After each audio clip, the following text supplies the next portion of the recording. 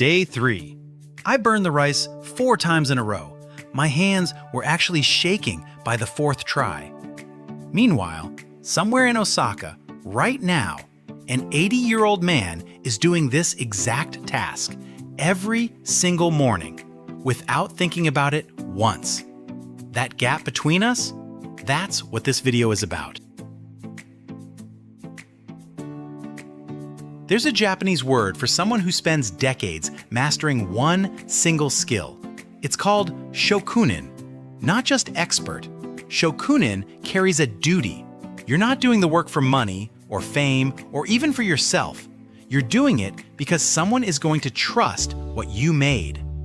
I wanted to know what would actually happen if I tried living by that standard for 30 days. Not perfectly, just one thing done properly every single day. So I picked cooking rice, the most basic task I could find. If an apprentice sushi chef spends a decade just learning this one step before they're allowed near the fish, how hard could it actually be? Turns out, very hard. Day 1, I did what everyone does. Rinse, water level, rice cooker, done. Came out fine. I felt smug. I thought, this is easy, what's the big deal? Day 2, I decided to actually do it the traditional way. No rice cooker, just a pot, a lid, and paying attention. I undercooked it, crunchy in the middle, threw the whole pot out. Day 3, the one from the cold open. I got impatient, lifted the lid to check on it, you're not supposed to do that, let out all the steam and burned the bottom layer black. 4 times. 4! My kitchen smelled like a campfire for 2 days.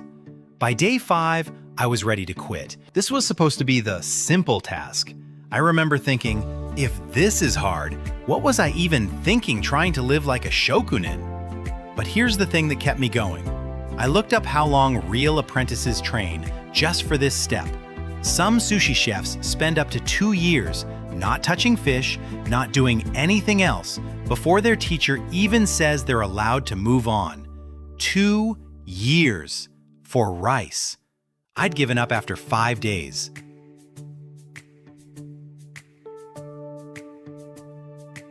Something shifted around day 10.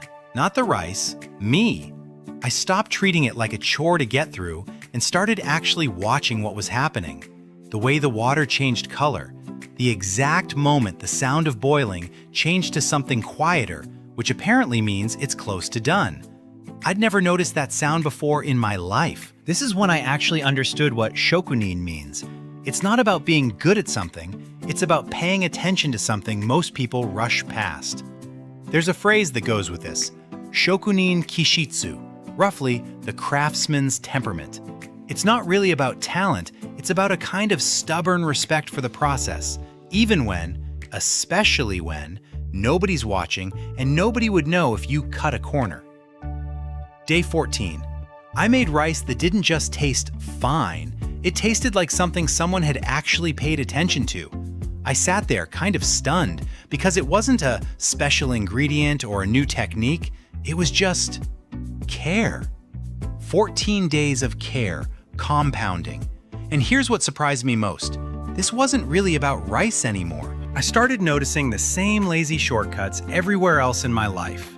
Emails I half read, work I shipped just to be done with it. The rice was the training ground. Everything else was where it actually showed up.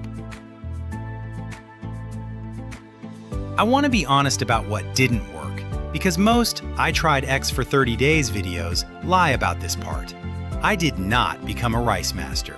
My rice on day 30 was good, genuinely good, but nowhere close to what a real shokunin produces after years. That gap is real, and 30 days doesn't close it. I also missed 2 days completely. Life happened, I ordered food, I didn't even think about rice. If you're expecting a perfect streak, you will be disappointed. I certainly was. What did stick? The noticing. That's the actual skill I walked away with. Not rice technique, attention.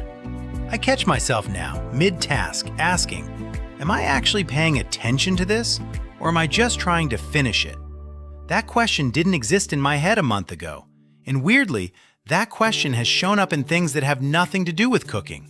How I write, how I listen when someone's talking to me. Small stuff, but it's there now, and it wasn't before. That 80-year-old man in Osaka? I still think about him a lot. He's been doing this every single morning for probably 60 years. I did it for 30 days, and it already changed how I move through the rest of my life. I finally cooked rice without ruining it on day 27. It's still not his rice. It's not close.